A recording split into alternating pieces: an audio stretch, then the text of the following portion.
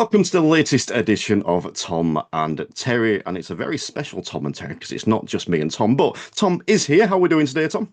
Very good, Terry. How are you? I am all the better for seeing your smiley face. What are we talking about today? I can't remember. What was it? It's International Men's Day stuff. Man's So Day. Okay. Man's Day. So we're gonna start off by introducing people. So let's go with you first, Tom. Who is your male role model from in the industry or outside the industry? Um, I'm going to be a little bit corny, I must admit. I think my father's always been quite a role model for me, growing up. Mainly because I think I've turned out very much like him, which was never my intention, but his intentions are always very good. And my wife often says how much I'm like him. So yeah, he's been a positive role model for myself. And what about yourself, Terry? The problem we've got now is if I don't say my dad.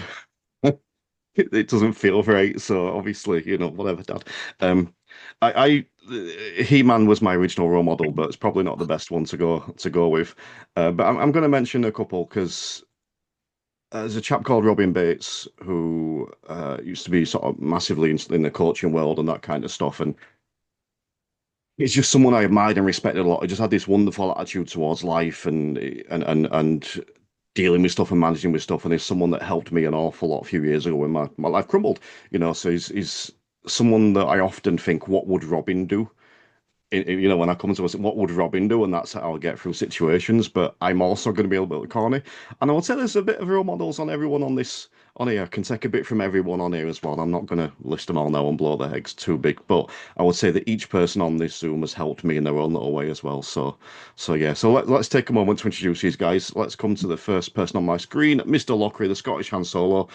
Stewart, who's your role model? Um, I wish I knew your dad, Terry, because I feel a bit bad for your dad now, and I would have chosen your dad. But alas, I do not know your dad. I hope he's well. I I had a mentor when I was coming up through hospitality management. I started working in hotels at the age of 20, and my mentor was a gentleman called Graham Gibson. I've spoken about him before. He was my mentor in not just hospitality but in life. He just taught me so many things about how to not speak with a Glaswegian accent when I was working in five-star hotels. And he taught me how to tie a Windsor knot in my tie, which is I get a bit of a hard time off you guys sometimes for wearing a tie to all these things, wearing a tie to all these things. And he just had an incredible approach to life. He caught cancer at quite a young age and went through lots of treatment for cancer and came out the other side of that, only to unfortunately die of a heart attack at the age of 50. And I just turned 50 recently. So I was thinking about him. And yeah, just one of these very kind of typical, stereotypical role model that even now, when I have an idea that I want to do or a business idea, I don't know what to do. I don't know how to run it past because he's not here anymore. But yeah, and I guess I should mention my dad as well because a lot of people know I'm a kidney transplant patient, and my dad gave me a kidney back in 1995, and that's pretty awesome. So yeah, hard not to mention my dad there as well. You know what, actually, when you're saying your dad again, I am going to throw one thing out there, and it's something that I do look up to in my dad is I don't consider myself a gentleman. I'm not quite bloke. I think I sit between gentleman and bloke. My dad's a full-on gentleman, and I take inspiration from that. My brother's a full-on bloke, so and I'm sitting between the two, and I take from both. But anyway, we're also joined by the man behind my drive time, Mr. Dan Hill. Dan, who would your role model be? I don't know if this says more about me or all the men that I've surrounded myself with in my life, Terry, but I've got to be honest with you, I can't think of a single person, which sounds really bad, and actually makes me feel quite sad because there's loads of men in my life that I love. There's loads of people that I respect and admire and that have, I guess, influenced the way that I've been. But I don't look up at anyone. I don't look up and go, I wish I could be more like you, or, I want your advice or whatever, because that gets shared around with my best mates and with you guys. And, I just kind of think who's the best person to help me with a specific situation. And I go with that. So no, I don't actually have a role model. And Challenge accepted. do you think that's very much a guy thing that we have to have role models? No, I don't. I don't think it's got anything to do with gender. I think it's just probably my life's journey, if I'm being honest, because all you guys seem to have no problem pulling out the role models that have affected you. Um, but yeah, I've never felt that way. Hmm. I'll be your role model, Dan. You are an influential character within my life. Let's put it that way. That was diplomatic, wasn't it? I think it depends on how you define role model, right? For me, a role model is a model of the role you would like to take in your life. It's a model of who you would like to be, right? Just like a model engine in a railway set is the same as the actual thing. Is for me, that's what a role model should be. Who do I aspire to be? And I don't aspire to be anyone other than the best version of myself I can be. Um, yeah, See, that's this is this is where I said at the beginning I take inspiration from you all, and this is why I take inspiration from you, Dan. It's a little bit of a different thought process there, because to me it is that, but it's not the person, it's the attribute of the person. So I it. mentioned before about Robin Bates. I often think, what would Robin do? Yeah. Not in every situation because he's a different person to me, but what would Robin do? So he's my role model in this situation. Maybe it's just terminology, but it also shows a lot about me that I didn't ask if he had one. I asked who it was. So Mm. very presumptuous. Um, okay, and we're also joined by the greatest CPD uh, collector in the entire world, Mr. Garry Thomas. Do you have a role model, Gary? And if so, who is it? Oh, I collect CPD. I don't collect role models by the sounds of it because I am not going to be able to put my name on anyone in particular. I think it was touched upon there in what Dan said that there's no one person. I take bits from a lot of people. I can find role models in anyone that kind of engages the brain before they engage the mouth. Really, that might be the receptionist at the local gym that's quite thoughtful and acts in quite a nice manner with everyone that walks through that door, or it could be somebody such as like Wendell Berry, who is my favourite author, that you can read in his stories that he really puts thought and time into what he writes down. And there's many people like that. There's no one in particular. There's no family member. As much as my dad has inspired me and my granddad, I wouldn't necessarily call them role models. Mm. There's people within the industry, and I'm going to embarrass two of you now because two of them are on this call. I feel like I should keep it to myself because two of you are going to feel left out, aren't you? Stewart and Tom, I mean, two of my biggest role models coming into this industry. So it's a pleasure for me to be on this call with you guys and to get to know you and to get to call you friends. And obviously, Terry as well as a friend, and Dan I don't know very well. I'm sure we could become friends. Maybe I could become the role model you're looking for. Dan, we never Maybe, know. maybe. Yeah. Love the tag on there. The praise for Stuart and Tom, and then and Terry and Dan. Yeah. Well, I said I was going to embarrass two of you and make two of you feel left out. So, I think it went really well, Gary. It's fine. me too. Me too. Me too. Think And it's not a competition, remember? no, well, I feel like I've lost. So, but I think anyone coming to industry, if they've got Stuart and Tom as role models, are doing all right. I think there's certain people we can use as barometers in the industry, not just men, but certain people we can use as barometers in this industry. But while we're talking about role models, I'm going to come to you, I think, for this one, Stuart, to begin with. Do you think that do you think that we are role models? So I'm talking specifically about driving instructors now, in terms of our learners, and maybe role models isn't the correct term there. Maybe it's, but do we need to be acting more like role models for our learners, potentially, especially those impressionable young boys? I think that's a great question. And I don't know the answer to it, so I'm going to think out loud, which is what we normally do on these kind of things anyway, isn't it? I don't think we are role models. I talk to PDIs quite often, and we always kind of say, you always remember your driving instructor. And I do remember my driving instructor, and that was quite a while ago, obviously. But I can't say that I remember anything particular about him that was, that I aspired to be. I remembered to him because he taught me how to pass my driving test, and I spent a not insignificant number of hours with him in the car. I can't say that there's anything. I think if we try to act as role models, that puts an awful lot of pressure on us that would possibly distract us from the good that we could do. And when I say the good that we could do, I'm talking about the type of coaching questions we could ask. I think that should be more of a focus.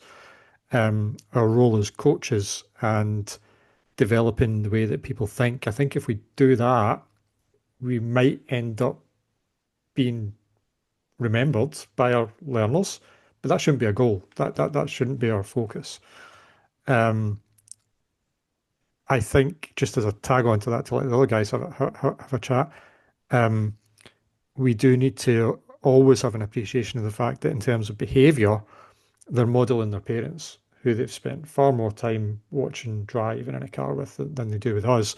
So maybe there's something in the idea that we learn how to explain how role models work with young people and raise their awareness of the fact that involuntarily they are picking up on these behaviours just by spending so much time with their parents. Don't know what the other guys think on that.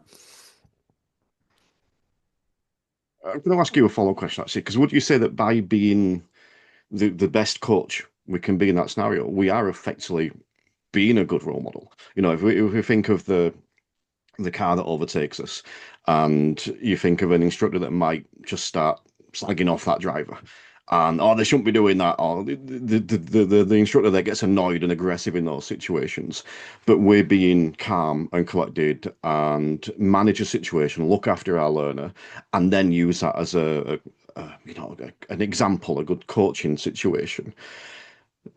That to me is almost displaying good role model behavior. Yeah. Yeah, I mean, possibly. I'm not being difficult for the sake of being difficult. I just kind of think that's the job of a coach rather than a role model. I think that's that's part of driver training. That we have a responsibility to help people be aware of their emotional state. I think helping people to be aware of their emotional state is more important than being a role model. I'm just struggling to see it as something we should have in mind when we go to work. That today I'm going to be a good role model. You could be a good role model for your nieces and nephews and your kids or whatever when you're driving, when you're not driving for work. I think that is different from a client perspective. I don't think we should have that as a goal in a professional relationship, but I'm open to being challenged on that. Do you think it's more about kind of demonstrating a good example for people as opposed to being a role model then? So, you know, as trainers, we're going to have many conversations with trainees about what we think is perhaps good and bad. We'll keep it simple. So is it more about us trying to demonstrate good examples of behavior, good examples of good driving, as opposed to maybe that role model? But perhaps that's not the kind of term actually that we're talking about here. I'll let one of the other guys come in because I think I would just answer the same way. But I think I'll echo what Stewart said, that if we come in looking to be role models, then it becomes unnatural in a way. We take our language and our actions in a separate direction. Where I think things like, certainly for me at least, that it's what I bring into lessons that can be helpful, certainly from a male driving instructor's point of view, that if I'm bringing in and normalizing breathing techniques, movement, emotional regulation, these are the things that maybe some of the learners that I've dealt with are missing in their life. You know, when I'm driving, say early on in lessons, if it's to and from a nursery route, for instance, that if I'm showing emotional regulation, you know, I'm not getting angry at the driver that overtakes. And, you know, we speak about posture and we get out of the car quite frequently. And I think it's those things that can help you become remembered as a driving instructor many years down the line, that maybe you were the first person that demonstrated, you know, mindful breathing to a learner, for instance, or showed someone that they don't have to get angry when they get caught up, that can allow that to pass by. Yeah. You're not an instructor, but you know a few. Yeah, do you know what? What are your thoughts? I've been sitting here listening to you guys talking about it, and obviously I'm not an instructor in cars. I think I'm probably when I say questionable, I mean probably not a great role model when it comes to my own kids when I drive, because I find so much about the road and people on it annoys me. So I probably could be better. And I do try to lead by example. But I think there's a big difference between leading by example in life in terms of the technical things we do and how we act in an emotional sense. So, for example, I don't, I coach football. I have an under 16s football team, so they're nearly driving age, and they're all boys now because they're at that age. And I'm going to be taking them training tonight. And when I go to training, I think there's two elements of it, right? I can be a technically decent coach, right? I can go there with some drills and I can teach them how to pass the ball and shoot and how to look after all these technical elements like you guys can in terms of technical skill in the car. But I think what I aspire to become, and I don't think you can really aim to be this, you can just hope that one day you are. I hope that I am a good influence and might one day be a role model to my boys from an emotional perspective. It's not about technicalities. It's about, and how you do things. It's about being able to spot those little details. When your students get in the car, when my boys turn up to training, am I looking at their face thinking that doesn't look like the face of somebody who's in a position to learn, or they've obviously had a bad day and maybe actually they just need 5 minutes on a one-to-one, just have a chat to be that kind of role model, right? Where you're just letting them know that it's okay to be sad, it's okay to make mistakes, it's okay to feel bad, but the important thing here is for them to talk and for you to listen. And I think for me that's probably all I can really say on it. I mean, something that's been mentioned a couple of times there, it's like the emotional side, and you mentioned it there, Dan. So do you think that, I suppose I'm maybe talking from a stereotypical standpoint, but I think there's some justification. Do you, would you agree with me potentially, because I'm putting this forward, that it's harder for men to embrace that emotional side because of the stereotype of what a man is potentially? Um, yeah, I do actually. Although I think the role of men obviously in society has changed a lot over the last 30 years with the way that roles of women in society have changed. And I think that we are reaching a middle ground. I always use the example, Terry, of the film Mary Poppins, right, which was made in what, 30s, 40s, I can't remember exactly when it was made. But when you look back at that and you look at the difference between Mr. Banks as the stereotypical patriarch of the time who couldn't engage with his wife very well, couldn't really engage with his children. He just went to work and he did his job and he came home and he didn't really show his emotion or anything like that. And then you look at the women and the children desperately seeking that emotional connection with him. And it was not till later on in the film when they do finally, with Mary's Poppins' help, manage to break through. And you can see this sense of liberation in him when he finally realizes that it's okay to show your dissatisfaction or your frustration with things. It's okay to show that maybe, this kind of stereotypical way of being. And obviously in that time, it's very much British culture and still is in some cases, that it's okay to just be a little bit more emotionally vulnerable. So I look at that film actually, and I think it's got a lot to teach us as a society. It's also made me realise I've never seen Mary Poppins. Oh, mate, get out. Missing out. Oh, Sorry. Wow. I'm going to leave with you, Tom, because now have I. Right. Wow. Okay, well, you two have homework. Guys are fired. Mhm. Yeah.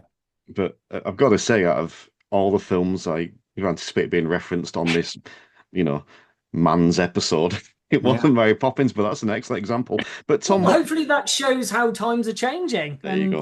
that's a good It thing. does. It does, absolutely. It does for certain. can I have a follow up on Dan's point? I think he's onto something there.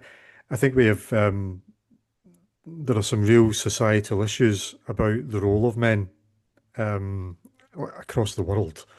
And I think we talked. Gary mentioned like emotional regulation, and I think there are two things going on. First of all, is are men able to identify what their role in society should be, i.e., are men able to figure out for themselves or through reading or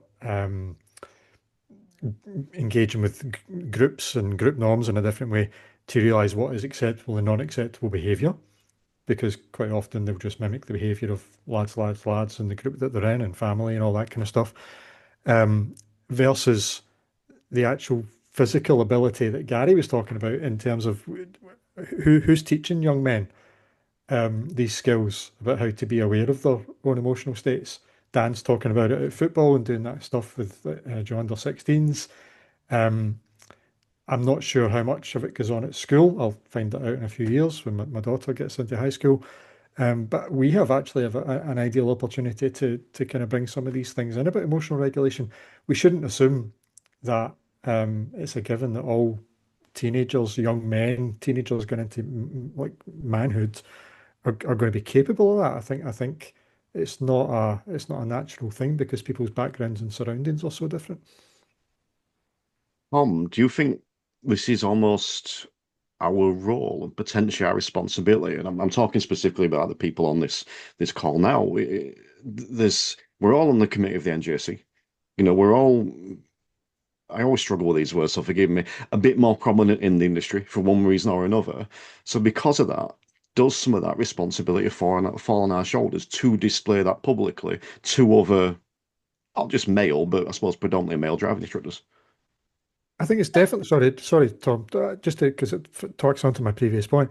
I think it's definitely our responsibility in the same way that it's our responsibility as driving instructors and, well-known faces in the driving instructor training industry to get the point across that it's the advantages of teaching young people how to set goals, the advantage of teaching young people how to reflect on their own performance, the advantage of giving young people the skills to assess their own performance, because these are life skills.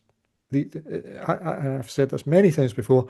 I wish someone had grabbed me when I was 17 and taught me how to sit down and reflect whatever the hell I was doing when I was 17, because my life would have been very different and taught me how to set goals. No regrets or anything about the way my life's turned out, but I would have been a different person and I wouldn't have made as many silly mistakes, I would have hoped.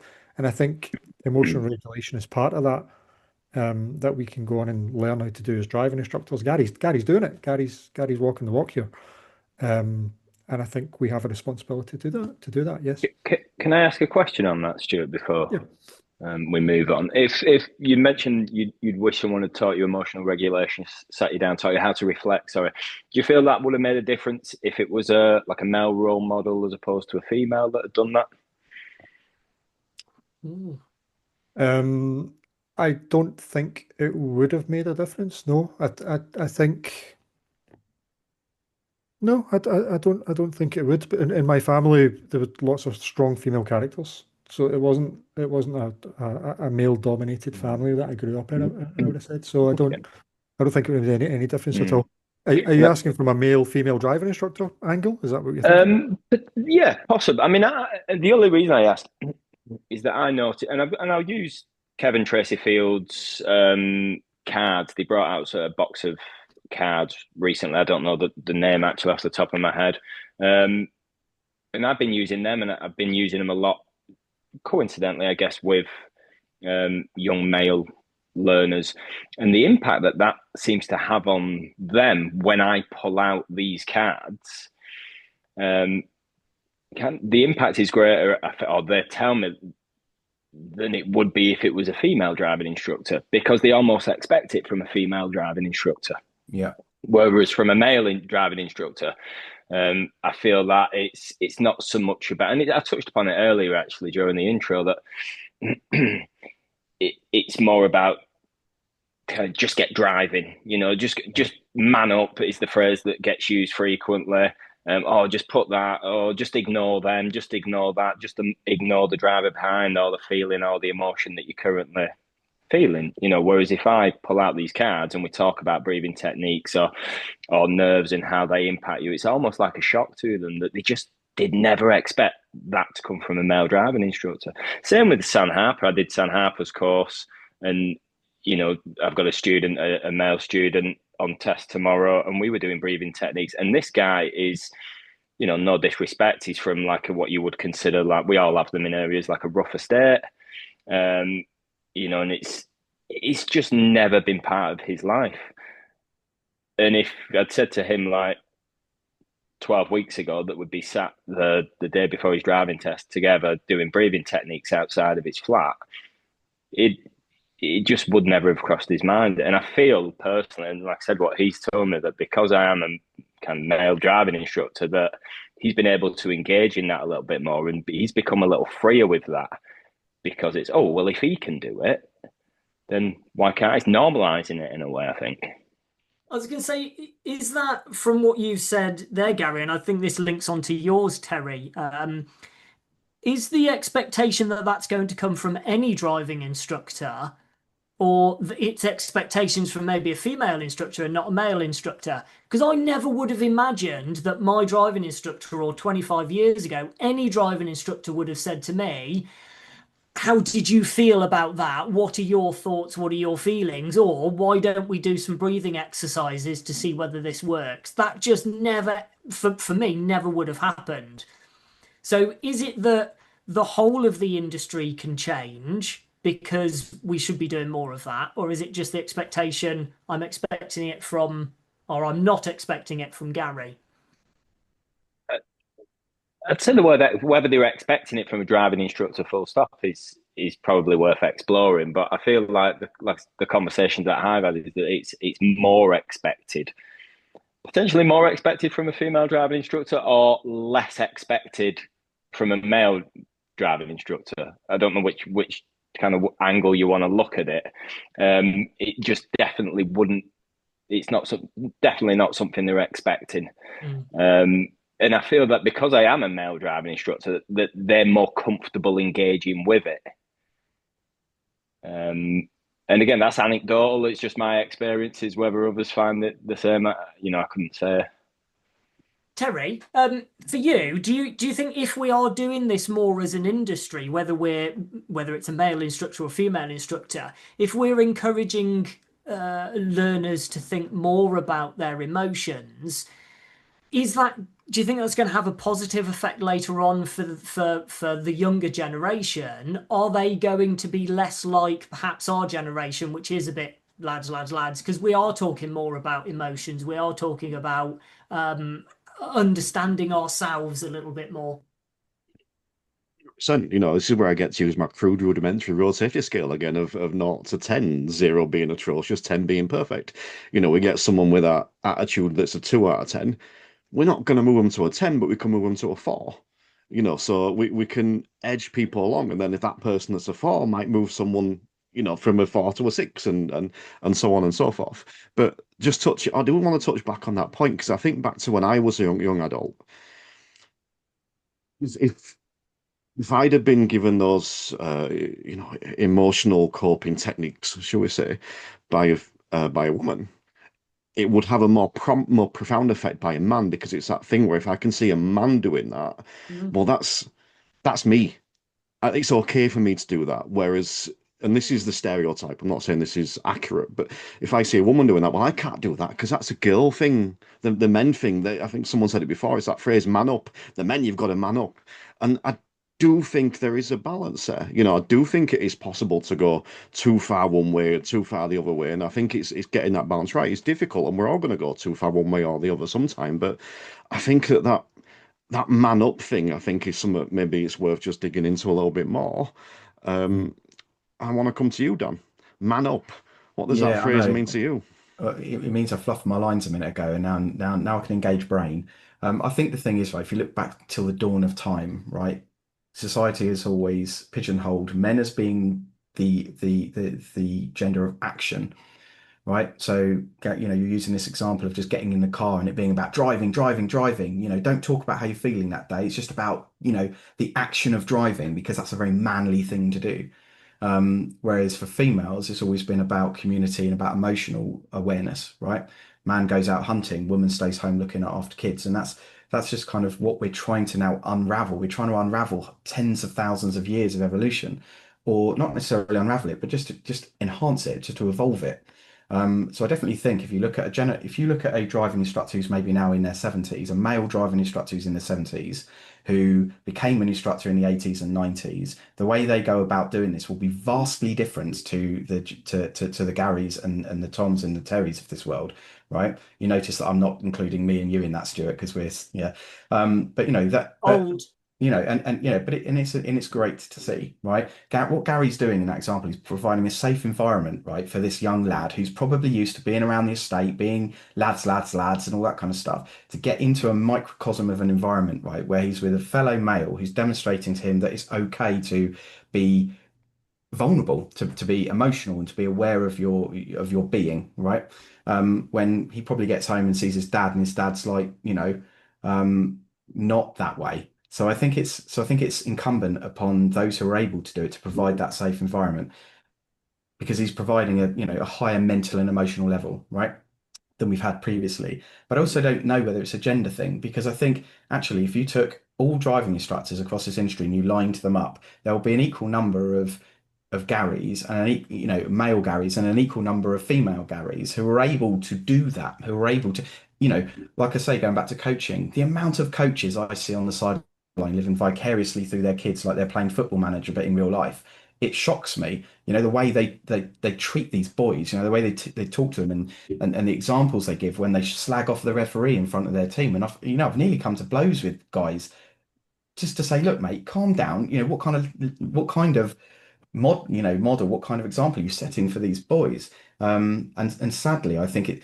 that's part of the problem with this, part of the challenge in this industry when it comes to fit and proper, in that anyone can become a driving instructor, right? This lad's dad, who could be an absolute misogynistic, Andrew Tate of the world type person, can become a driving instructor, get in the car, and then when that guy gets into the car next to him, say, why are you looking all down in the dumps? Come on, let's put our foot pedal to the metal. Let's go. And start to reinforce that kind of very older, stereotypical patriarchy type thing. I do think there are balances with this. I think we've got to be very careful. I think we've got to be careful not to, turn all of our young lads into, completely the other way, because I think that there is something nice about being male, just like there's something nice about being female. And I think it's important that we set that right balance rather than going too far the other way, which is what I think the generation prior to my kids' generation had. I always say it's like this pendulum swing, starts here, then it goes all the way over here, and then eventually it's kind of settles in the middle.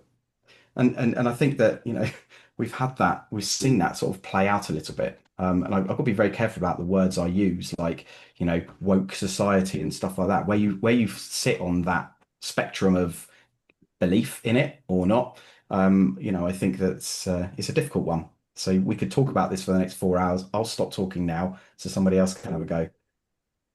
I don't know. Still, one of my, I don't know, highlights was when someone referred to me as woke on a Facebook post. I Mm. took that as a compliment.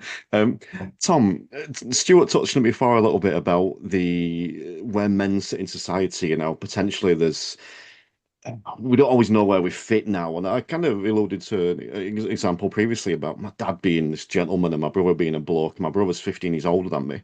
So they're both kind of people I looked up to, and I'm in the middle and I've got this spectrum. So if men are struggling, whether it's in that aspect or I suppose mental health, mental health, whatever it is, what advice would you give to any man that is struggling with life right now? I think that's a difficult one to answer. I know what I would do. I have a good group of friends, like Dan said, that I could talk to. And yes, when we're, perhaps together, there will be the banter and there will be the typical kind of guy style. Um, but I know that there is that opportunity to call on someone to say, actually, I am struggling and I need to talk about this. Um, but I find myself very lucky that I've got that opportunity, and I don't know whether everybody else has that. As others have mentioned, people's lives are very different. I'm also very lucky because I have my wife that is also very good at listening. And, just one look from her helps me think about the things that I need to be doing in the correct way. So I count myself very lucky, but I don't think everyone else has kind of got that opportunity. Gary, what are your thoughts? My thoughts, yeah. In terms of what men can do, if we talk, specifically, is talk. For me, is to open up. I mean, there's a place for what you said, Tom, going out, having a few drinks, if that's what you're into, and getting it off your chest in that way. speak, just getting things out generally, however that works for you. You know, unfortunately, my best friend committed suicide when he was 22. Well, when we were both 22, you know, that still stays with me every day. I still think of him, and he didn't have, or he didn't feel like he could open up in a way that, you know, we're trying to promote here. And kind of male suicide has kind of touched my life from then on, really. 4 friends during our 30s, and as recently as 2 years ago, within the last 2 years, you know, my uncle has taken his own life. My dad's twin brother, as well as my mum's brother, he's taken his own life. So it feels like it's touched me personally in quite a big way. And I think a lot of it can be alleviated by communication, being able to open up, whether that's in a group setting, you know, over a few drinks on a Saturday night, or whether that's one-to-one with your closest friend, or whether it's professional help.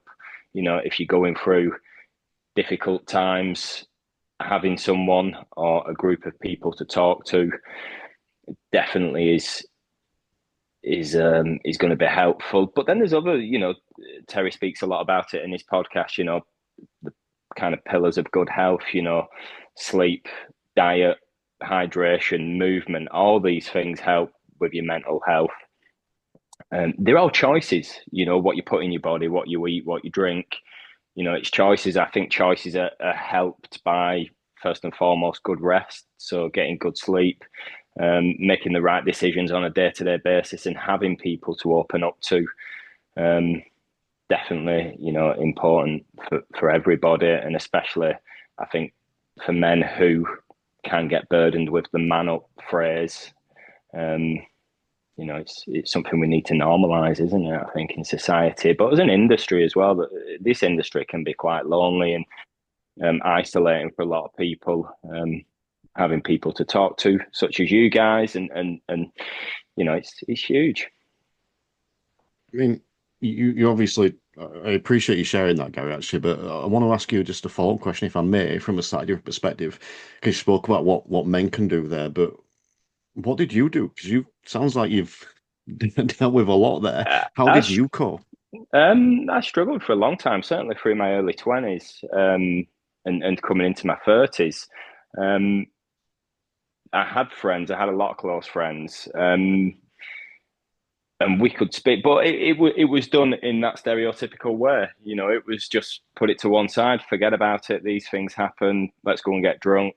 That group has diminished since I stopped drinking. Actually, going back about 6 years ago, because I knew that was affecting my mental health.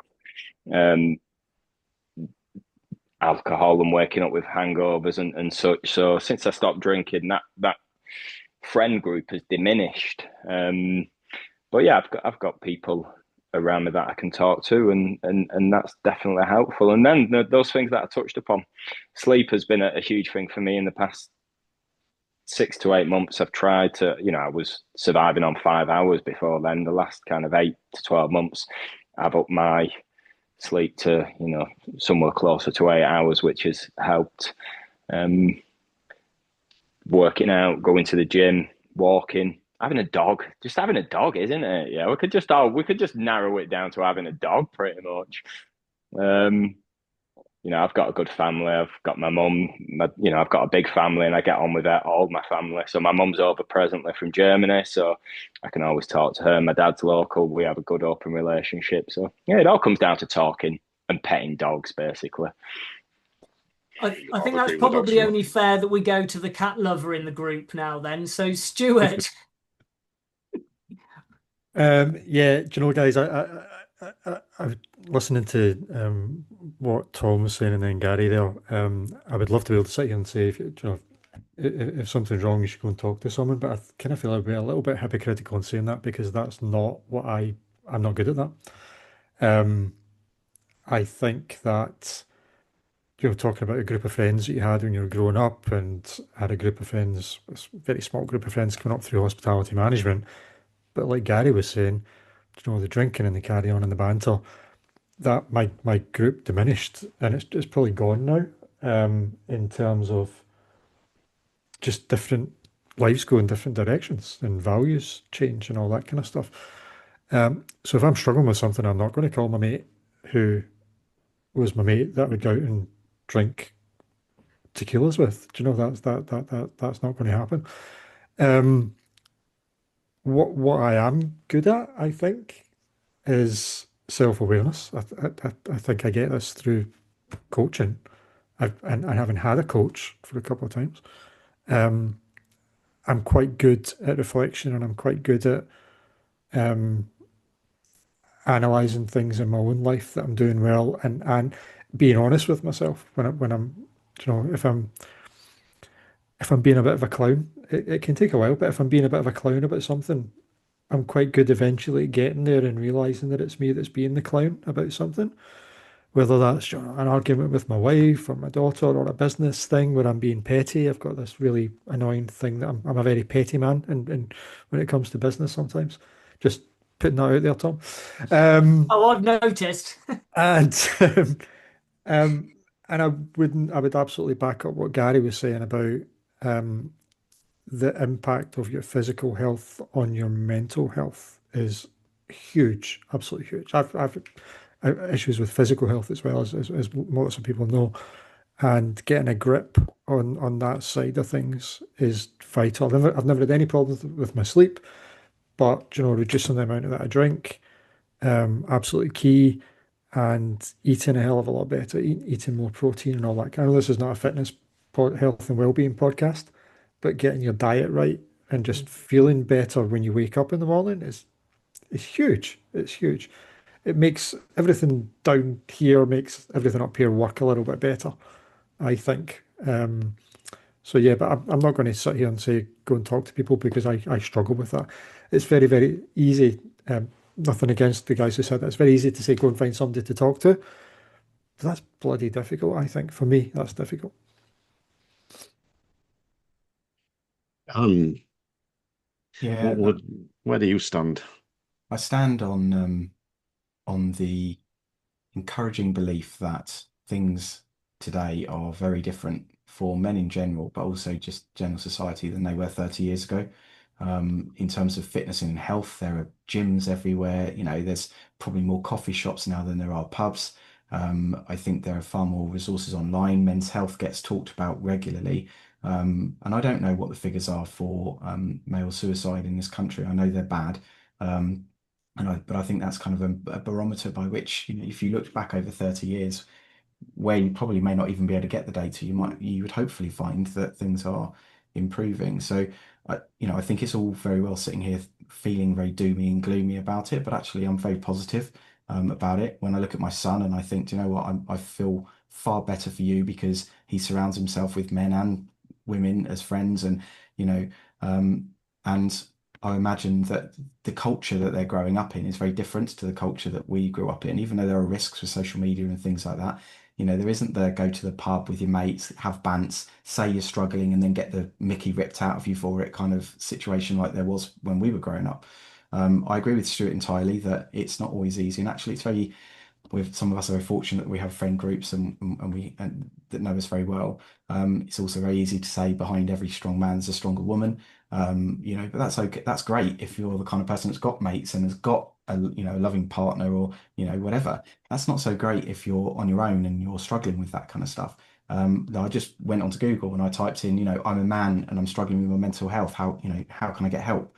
And doing that, the answers that are revealed, there are so many charities and resources online now, which people didn't have 30 years ago, right? So I think that we are actually in a better place because we're talking more openly about it. But I'd agree with what Gary said. Talking is the primary thing here. And if you're on the other end of it, listening and not being a lad about it, being able to listen. And yeah, that's all I've really got on it.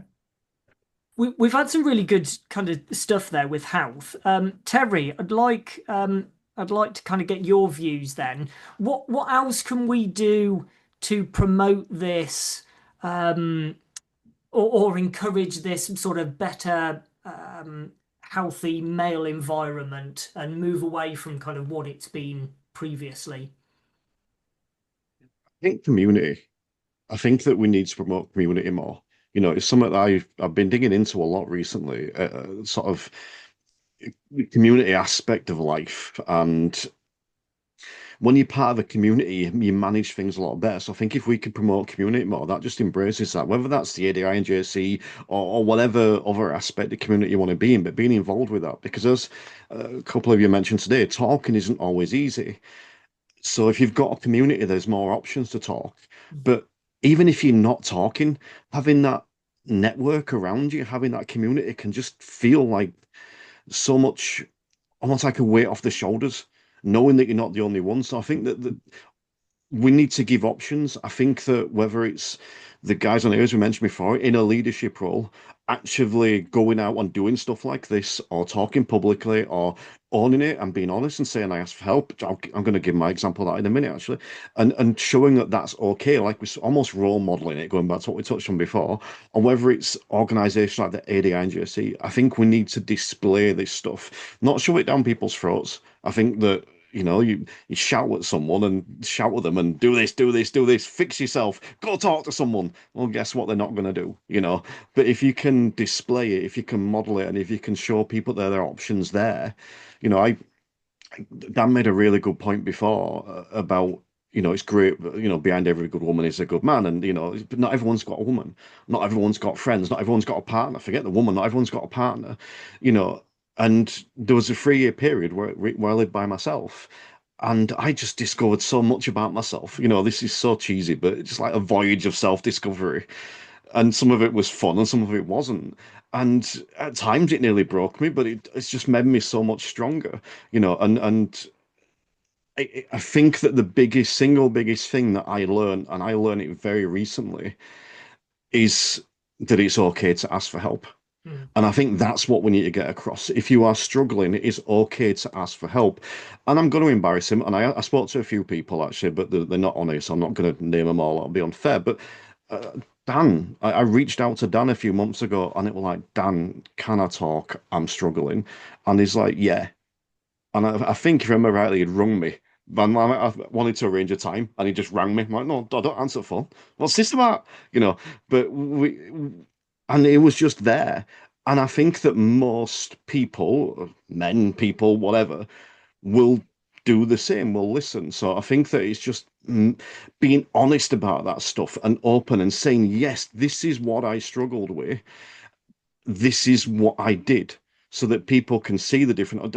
Again, Dan made the point, looking on Google, there's all these different things. We see him on there. We're not seeing him in action.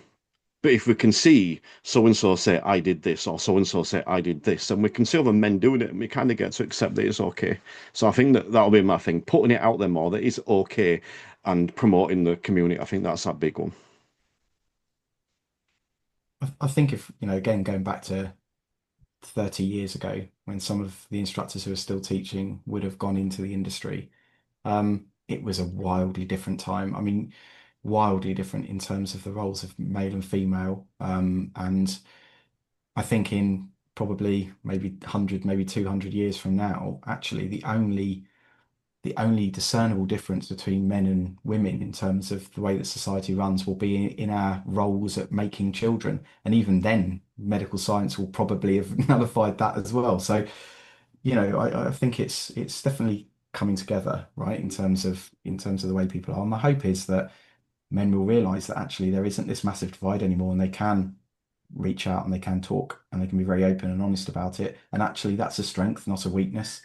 I know it's a very, sort of blasé thing that people say sometimes, but it's really important. You can see guys like that, and sadly, listening to Garry is really poignant that there's probably situations where he's been in where you look at someone and you think, yeah, he's on top of the world, he's on top form, and he's fine, and there's nothing wrong with him, because people that struggle with mental health and especially get to that kind of point, they're very good at hiding it, right? They're very good at hiding it. They're not going to turn around and go, do you know what, guys? I'm going down a slippery slope here, and I'm getting towards a point where I might take my own life. It doesn't happen.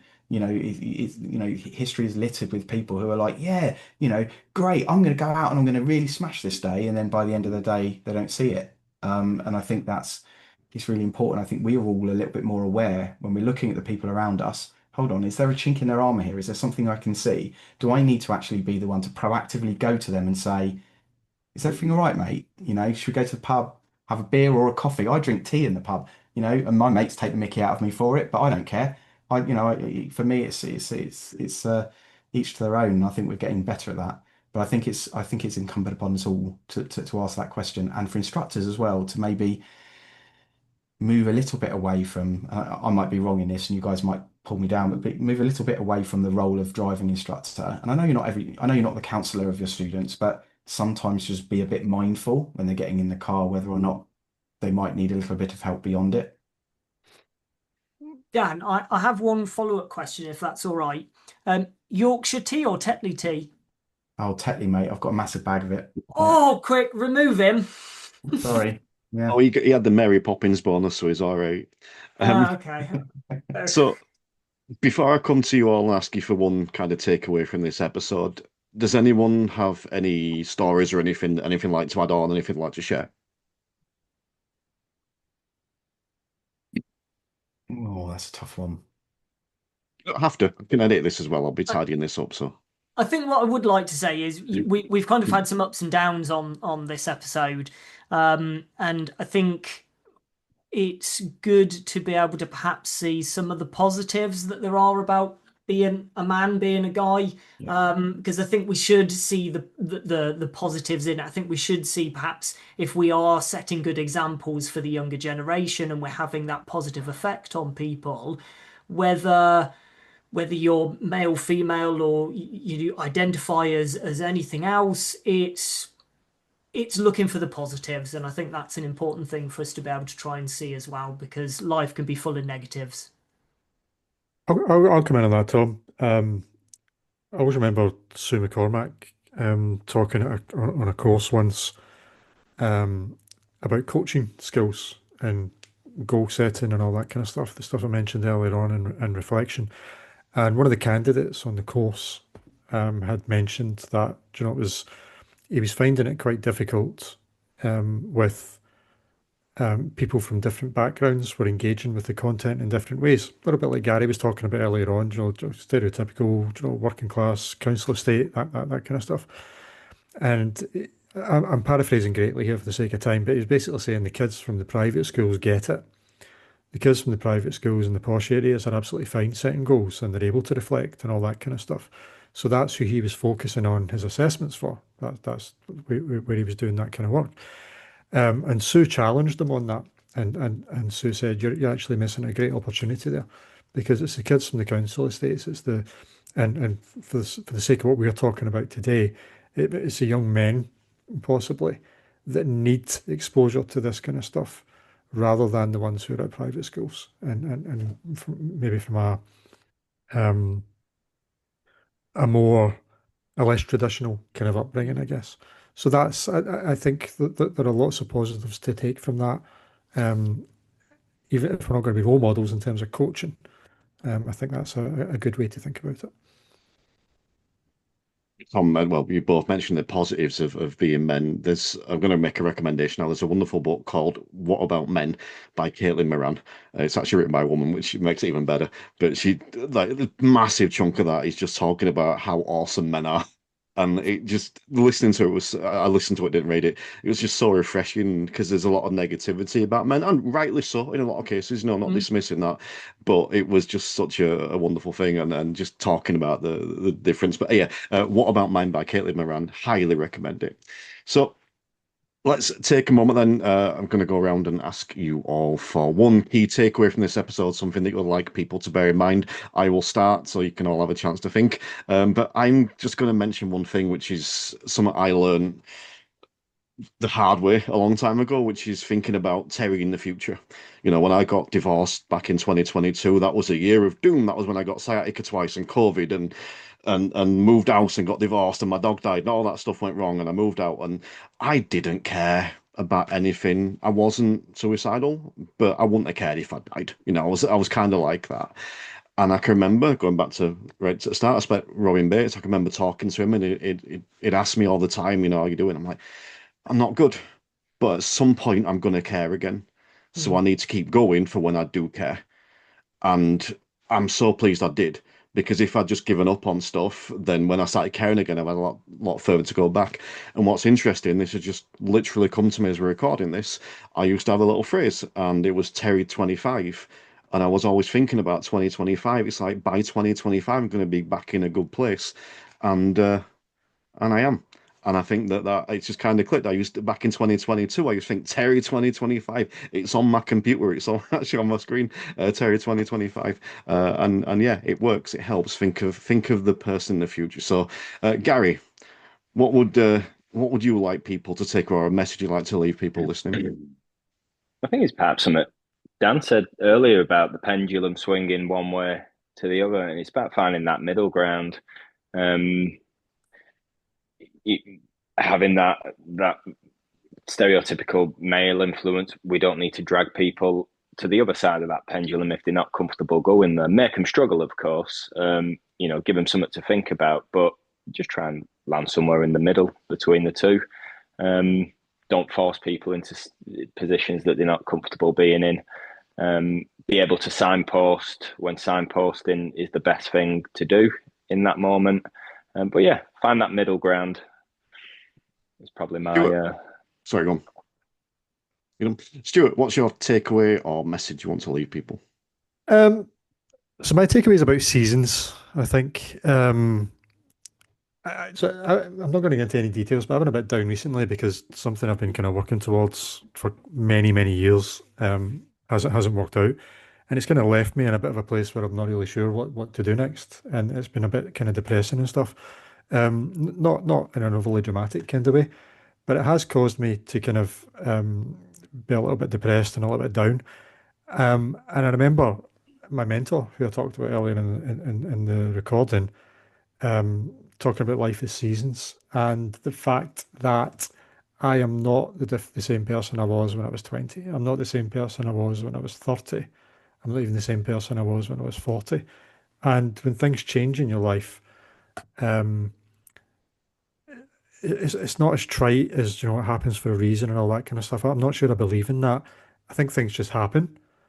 And it's how we respond to it. And one of the way that I kind of deal with it is just saying, right, do you know what's next? Something else has to happen because nothing stays the same. Something what was going to happen is not happening now, but something else has to happen because something always happens, and that's okay and that's natural. And let's just see what it is because it's just a different season. I'll be the same person, but yeah, let's just see what the new season brings. And if I need to change my clothes because the weather gets a bit crap, then I can do that. Every day is Christmas Eve. Dan Hill, what would you like to leave people with? Good question. Which I've had a lot of time to think about now. Um, I think I'm going to go a bit further out from my own life. I'm going to say that I think there's an intrinsic belief within our society, right, that men have to provide. That's our role in life, is to be the providers. And I think that as much as society is evolving, and things are changing at a surface level, I think that that is just inherently inbuilt into all of us, and it's going to be a number of generations before that gets removed. And I think that for driving instructors in particular, when somebody comes into this industry, and they've never been their own boss before and they've always worked for somebody else or whatever, especially for males, it brings an added pressure, I think, that they are all of a sudden their own boss and they are the ones who now need to make their business work in order for their family to survive and live and eat. And I think it's something not a lot of instructors are ready for. And I have a lot of conversations with PDIs and ADIs alike, actually, who come to my service and end up divulging a little, and then I start to dig, and that's the story of their background. And I say to them, look, that obviously, as well as always happy to chat about these things and how they can try and overcome it with a little bit of structure, because everything's overcomable, but it sometimes needs help, and that really asking for help is the key thing here, right? Not resting on your worries and your troubles, but actually just reaching out and asking for help, because I think you'd be very surprised at the number of people that'll say, yeah, no worries, let me just grab a cup and we'll get on a call and we'll have a chat. And I think the only silly question that is out there is the one that you don't ask. And the man that puts Tom in Tom and Terry, what do you want to leave people with? I think it's really important to recognise that Yorkshire tea is much better than Tetley. Um, but other than that, what you said earlier, Terry, which is about community, I would kind of advise people to be mindful of looking for community, perhaps on social media, because I don't think that gives the most positive aspect. There are clearly positives to it, but looking at all the other communities that are out there. Garry said about the industry being quite lonely, but I think it can be very unlonely, whatever the opposite word to that is, because my brain's not working. It can be the opposite if you want it to be. You've just got to go and look for it. Well, speaking of good and wonderful communities, there is one right here, which is the ADINJC. So does either the vice chair or the chair want to tell people where they can find more information and potentially sign up? I'll take that. Yeah, if you're looking to join an association, you can sign up for to join the ADINJC at www.adinjc.org.uk. That is why you are the chair. So thank you for the guest today, and it's a pleasure doing another Tom and Terry. So thank you as well, Tom. And remember to like and subscribe. Yeah, do that thing. There's a button down there. Take care Oh and yeah, stay that's safe. why I did that just in case wherever you're going to put it. Trying to redeem himself there, isn't he? Yeah, Yeah. yeah. Well done, well done. It's not word. Irredeemable. Right.